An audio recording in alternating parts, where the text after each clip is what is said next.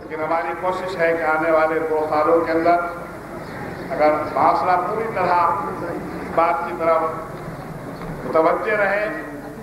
कि उन्हें अपने बच्चों को प्राइमरी तालीम लाजमी दिलवाना है, तो मैं समझता हूँ कि पाकिस्तान कराची के अंदर शरह ख़वानगी इंशाअल्लाह 2 साल के अंदर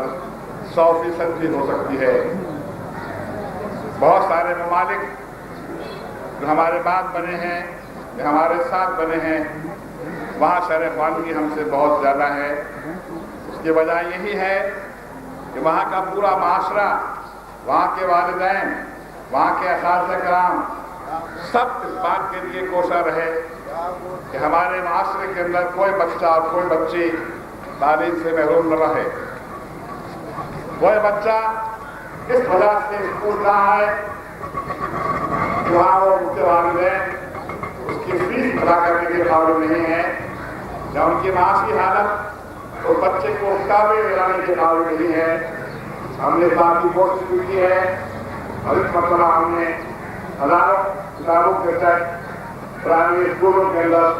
मुफ्त तकसीम किए हैं और आज भी ये तकलीफ